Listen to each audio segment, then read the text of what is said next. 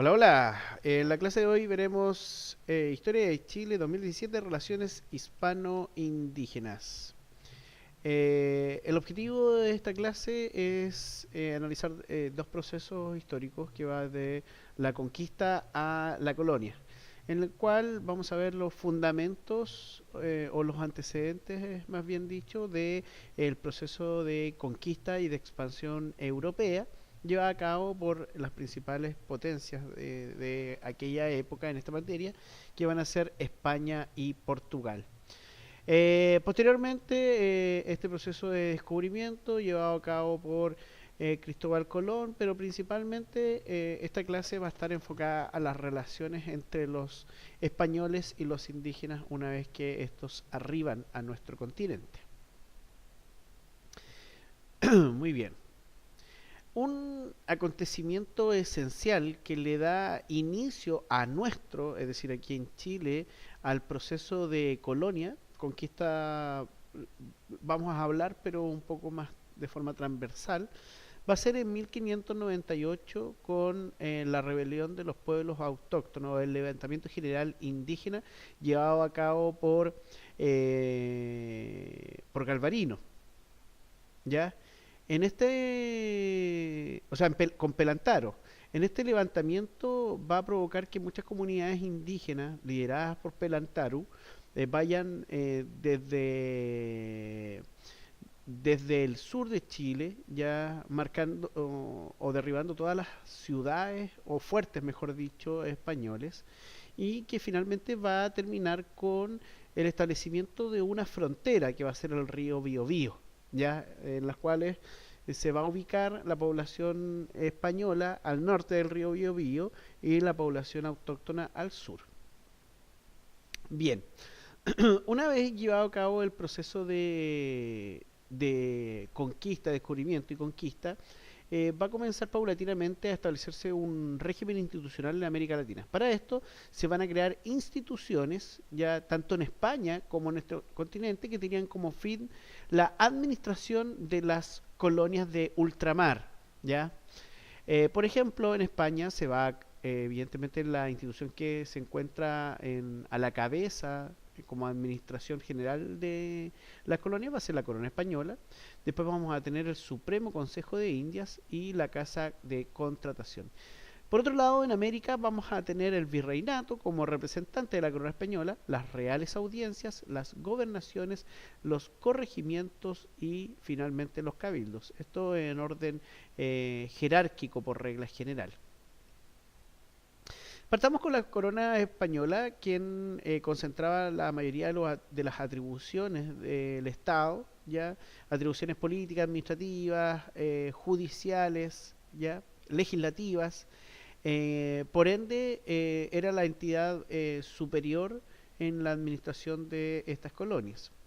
Después vamos a tener el Supremo Consejo de Indias, que vendría a ser una suerte de tribunal supremo, ya que se encargaba principalmente en la aplicación del Código de las Indias, esta recopilación de leyes aplicables a las colonias, y evidentemente era en el escalafón jerárquico, estaba en segundo grado. Y la casa de contratación también se encontraba en España, en Sevilla, ¿ya? Va a estar encargada de regular el comercio y la navegación. Por ejemplo, dar permiso a los buques, ¿ya? Para poder comerciar con las colonias. Aunque en un principio era bastante restringido, después se va a decretar la libertad de comercio, ¿ya? Pero de todas maneras lo va a regular esta casa de contratación. Los virreinatos, ya estamos hablando de instituciones que se encuentran en América, era la institución más importante en América, estaban gobernadas por un virrey que era nombrado por el rey y que era la imagen o la representación del rey en América. También ejercía otros cargos como el de gobernador o capitán general, ya entre otras funciones. Aquí encontramos los principales virreinatos, por ejemplo, el virreinato del Río de la Plata, el virreinato del Perú, que viene a ser el más importante. Tenemos el virreinato de Nueva Granada, y a los lugares que eran conflictivos se le denominaban capitanías generales, que lo vamos a ver después. Las reales audiencias eran tribunales supremos igual, pero que se encuentran en América y básicamente tenían como objetivo principal administrar justicia, ¿ya? Tenían un rol más fiscalizador respecto de la administración de los funcionarios públicos, es decir, de los funcionarios de la corona que trabajaban en Chile. Además, eh, velaban de cierta manera, ¿cierto? O regulaban el sistema de encomiendas y los tratos que emanaban de ella para los indígenas. Aquí tenemos, por ejemplo, la Real Audiencia de Santiago. Actualmente es el Museo Histórico Nacional, que actualmente uno puede visitar.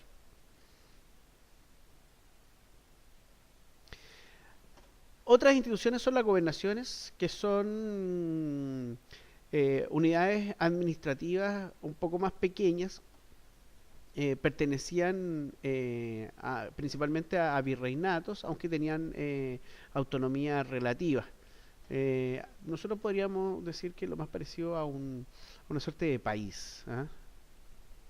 Las capitanías generales también eran gobernaciones, pero la característica principal es que eran gobernaciones catalogadas como conflictivas. Ya tenemos la Capitanía General de Chile, por ejemplo, en el cual teníamos el conflicto con los indígenas. En cambio, en otras gobernaciones pertenecientes a virreinatos fueron más pacíficos, ya porque la conquista fue un poco más rápida, como en el caso de Mesoamérica o en el caso de Perú, por ejemplo. Después tenemos los corregimientos, ya que estaban a cargo o estaban bajo la autoridad de un corregidor, que estaba supeditado también a la autoridad del gobernador, y también era una suerte de juez de policía local, por así decirlo, si lo homologamos a la actualidad. Y finalmente teníamos los cabildos, ya que vendría a ser como una junta de vecinos, por así decirlo, en la cual participaban principalmente los vecinos. Ahora, los vecinos no era cualquier persona, los vecinos eran hombres que habían recibido encomiendas, por ende eventualmente eran todos españoles o criollos, es decir, hijos de españoles nacidos en Chile, ¿ya?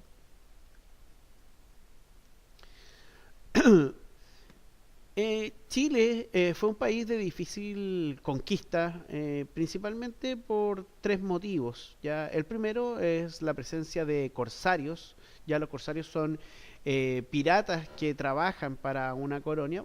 Por ejemplo, tenemos el caso de Francis Drake, que trabajaba para el reino de Inglaterra de Isabel I.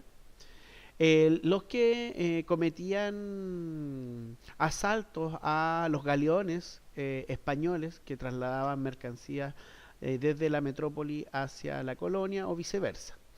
Otro aspecto que dificultó la administración española en Chile fue la lejanía geográfica, ¿ya?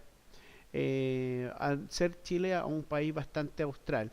Y finalmente la hostilidad de los pueblos aborígenes, ya que ya con la llegada de Diego de Almagro, su encuentro con Michimalonco, van a encontrar una serie de líderes indígenas que se van a organizar y se van a alzar en una lucha que va a durar más de 300 años, según algunos. Aquí podemos ver un mapa de cómo se conceptualizaba en ese tiempo América del Sur, ¿ya? Vemos otro y otro. Bien, la monarquía española intentó implementar una compleja organización de la colonia, es decir, cómo no estando presente en la colonia la voy a administrar, y para eso reguló las relaciones entre los españoles y los indígenas, ya, por ejemplo, a través de la encomienda, dictaba leyes como el Código Indiano y establecía instituciones con el fin de administrar las colonias ultramarinas. Una de las formas de expandir su administración era a través de la fundación de ciudades y fuertes militares, ya los fuertes militares donde había presencia indígena. Tenemos el caso aquí, por ejemplo, de ciudades, de fuertes y de puertos, por ejemplo, Valparaíso. Y puertos bien conocidos va a ser, por ejemplo, el de Tucapel, Purén, ya donde posteriormente va a ser capturado Pedro de Valdivia. Ya vamos a tener algunos lugares como Valdivia o Villarrica como ciudad, Concepción en 1550, que se fundaba en Penco, pero posteriormente se va a trasladar al Valle de la Molcha, lo que actualmente conocemos como Concepción. Pasemos, sigamos. Aquí tenemos ejemplos de fuertes, ya como por ejemplo el fuerte Tucapel, que queda cerca de Cañete, o el fuerte Niebla en la región de Los Ríos. Sigamos. Dentro de las relaciones hispano-indígenas vamos a destacar diferentes aristas. Por ejemplo, el mestizaje étnico, que pertenece al criterio biológico, ya que esta mezcla biológica entre personas de diferentes razas, lo que va a resultar en el mestizaje, en diferentes tipos de mezclas en realidad. También las bélicas, principalmente se van a dar estas relaciones marcadas por una guerra, que en tiempos va a ser bastante fuerte, aunque va a tener ciertos tiempos de paz que vamos a ejemplificar. Económicas a través de la encomienda y culturales a través del sincretismo cultural, que es la mezcla de dos culturas y el surgimiento de una nueva. Estas mezclas, o sea, estas relaciones se tradujeron en diferentes aspectos, como por ejemplo el mestizaje, donde personas de diferentes razas, españoles, indios, africanos, o los mismos mestizos con africanos, indios, van a formar diferentes tipos de razas. Las bélicas, vamos a ver que la guerra de Arauco va a tener diferentes etapas, como en una primera instancia la guerra ofensiva, ya que es todo el proceso de conquista. La guerra defensiva, cuando vamos a ver la defensa de la iglesia, de los derechos de los indígenas. La esclavitud indígena a través del sistema, por ejemplo, de encomienda, y los parlamentos, estas instancias de diálogo que va a permitir una eventual paz o la regulación de la relación entre los indígenas y los españoles. Y económicas, vamos a ver el tema de la encomienda y la esclavitud indígena, que ya lo tratamos en el libro de Álvaro Jara, ya cómo funcionaba la encomienda, pero en esta clase igual voy a mencionar algunos aspectos.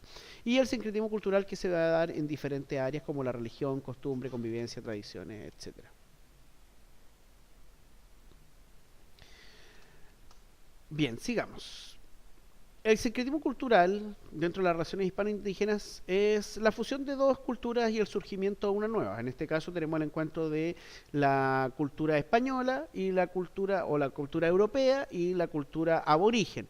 Esta mezcla, después de la convivencia de años y años, de siglos en realidad, va a provocar el surgimiento de una nueva. Nosotros podríamos hablar hoy día de la conformación de lo que es el ser chileno, ¿ya? Ahí vamos a ver algunos elementos que resultan de esta mezcla. Por ejemplo, en el ámbito espiritual religioso tenemos la cultura de las animitas. El animismo es darle vida a los objetos, proviene de la cultura indígena, aborigen. Y la religiosidad respecto de la religión católica proviene de Europa. Otros elementos, los carnavales, como la fiesta de la Tirana, que es la combinación entre elementos, por ejemplo, al norte de la cultura incaica, que dominó por mucho tiempo el norte de nuestro país, y la religiosidad católica. Otro elemento va a ser culinario, como la cazuela, costumbre, por ejemplo, del baño diario, y uno de los más importantes, lingüístico, ya que dentro de nuestro lenguaje cotidiano hay elementos del mapuzungún y también del castellano. Ya, bueno, mayoritariamente, evidentemente, nuestro lenguaje proviene del español, ¿cierto? El castellano en realidad, y lo mezclamos con ciertas palabras de origen indígena, por ejemplo, cuando decimos guagua, me duele la guata, por ejemplo. Ya, nombre de muchas comunas como Chihuayante, por ejemplo, podemos encontrar su origen en el Mapuzungún. Ahora las ciudades fundadas por los españoles van a tener evidentemente su nombre en español, como por ejemplo Concepción, Valdivia, Santiago de la Nueva Extremadura, que se llamaba en un principio. Mucho de este intercambio se dio principalmente en los parlamentos. Los parlamentos son instancias de conversación donde los principales loncos se van a reunir con los representantes de la institucionalidad española presente en Chile o criolla, en el cual se va a dar un intercambio no solamente respecto de